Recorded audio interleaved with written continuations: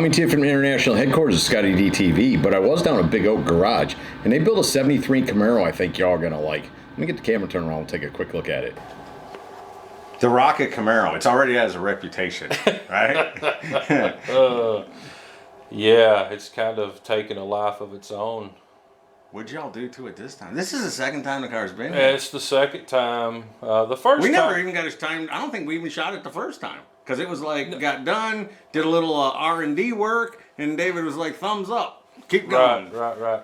I think you did something quick on it in Columbus. Okay. But it was just a real quick walk around, really not much. Oh, yeah, that's right. Back in the pits of the autocross. Right. Yeah. And I wasn't even there. Right, yeah. So David launched this new track and touring series, basically another line of Rocket racing wheels, which is to hit the pro touring crowd, your autocross crowd, for that look of wheel.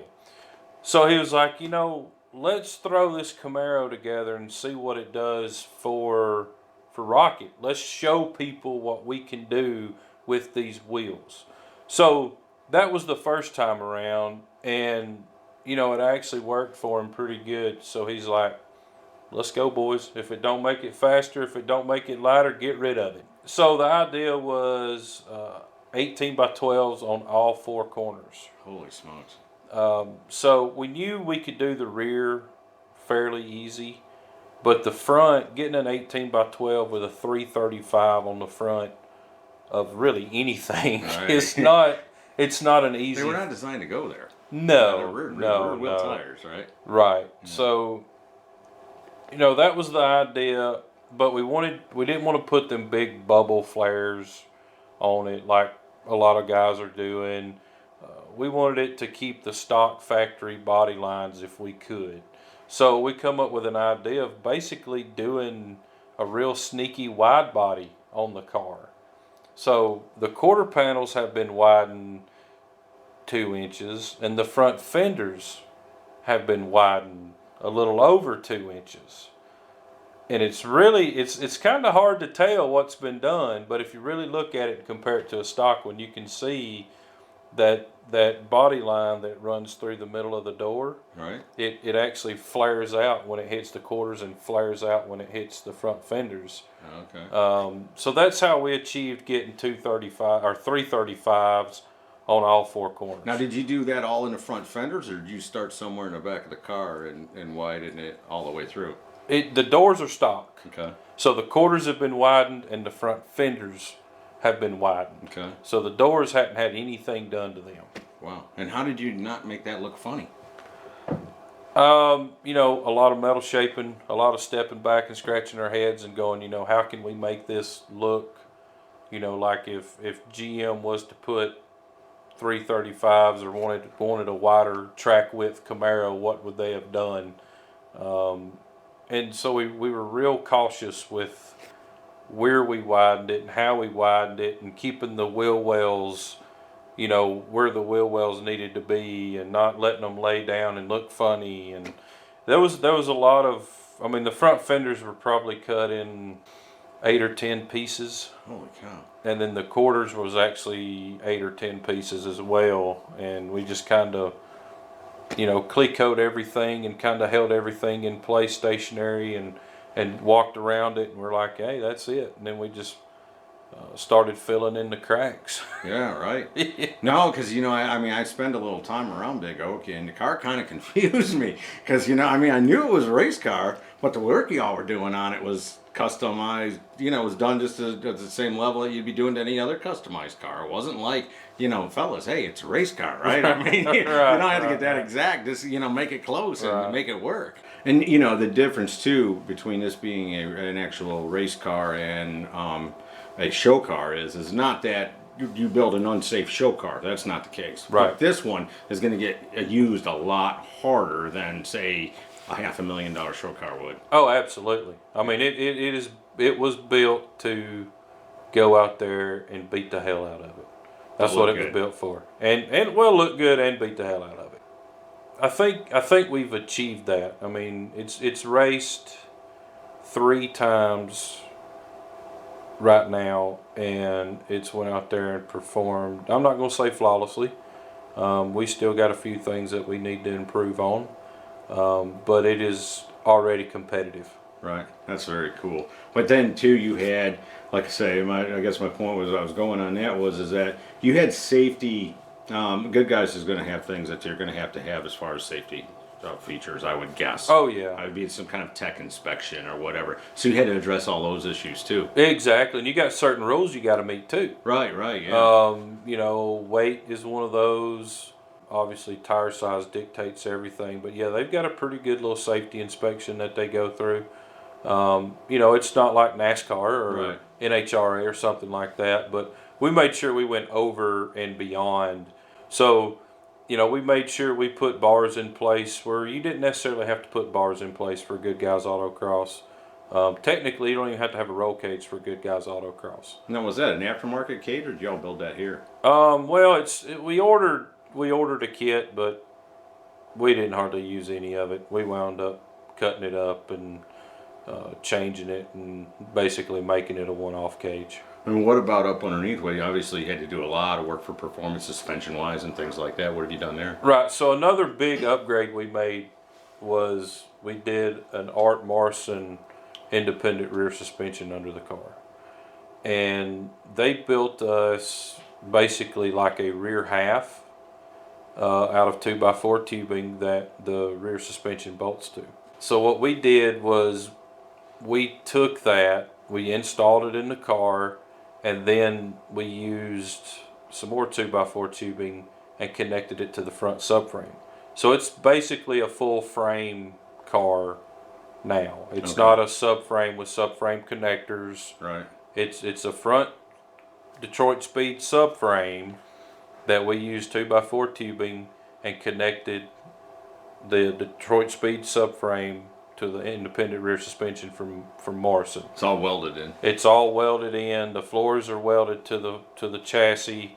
So I mean, it's still a unibody, but it's a full frame car.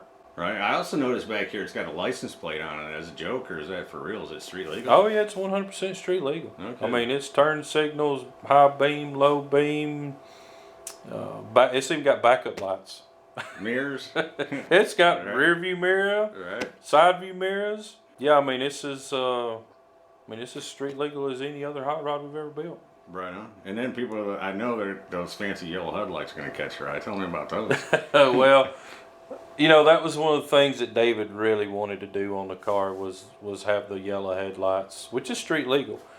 And he just, you know, he likes the way it looks. He thinks it looks mean, and I could not agree with him more. No, I think it worked out really well too. Something else that's kind of neat we did was where the factory turn signal lights are beside the headlights. That's now an intake for the motor. That's Right. the air intake. The air filters are kind of hidden down in there. It's kind of cool. Tell me a little bit about what you got going up underneath the hood. It's a Blueprint 427 LS3. This is the second season on that motor, so we didn't change the motor on 2.0. Right.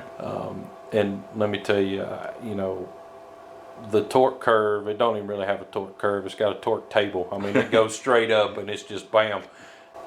So connected to the 427 is a Tremec TKO Magnum. Right. That we sent to Mark Bowler at Bowler Transmission, and they done worked their magic on it. I don't know exactly what all they did. I just sent it to them and said, hey, you know, make this thing right for an autocross car.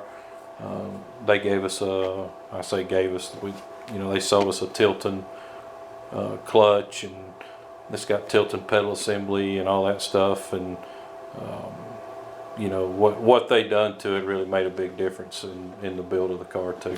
Where'd you get those fancy rocket seats at?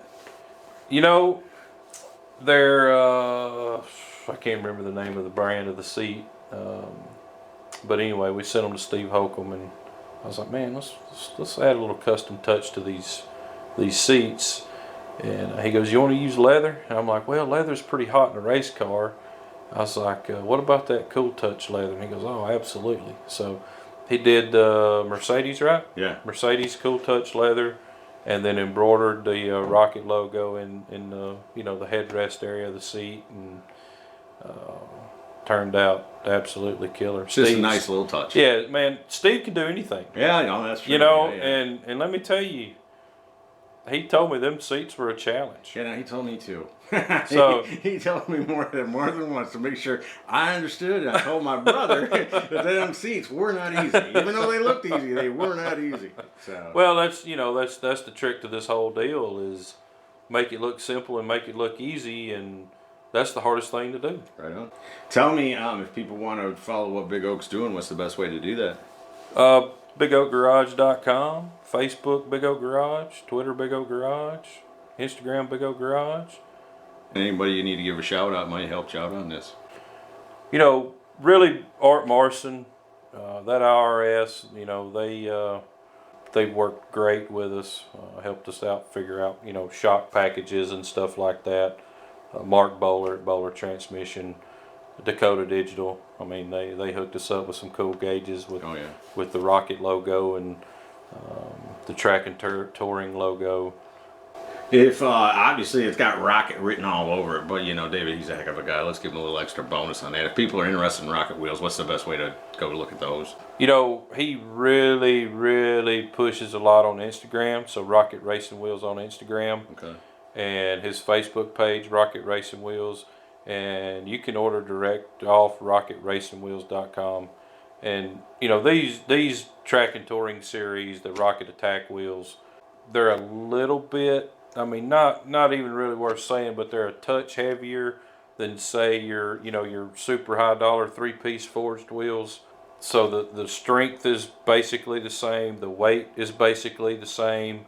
He's got them sitting on a shelf, rocking, ready to go. There's a bunch of different back spacings. There's a bunch of different sizes. And he's got options as far as different colors, different powder coats. Whatever you want to do, you can order them, and they've got a really cool break in them where you can tape them up and paint them your own, and leave the hoop a different color than the center. Just a really, really well thought out wheel that he's came up with. Cool. Always a pleasure, brother. Thanks for the time. Yes, sir. So there you go, from the Big Oak Garage, a 1973 Camaro, the Rocket Camaro. Hope y'all have enjoyed it. See ya!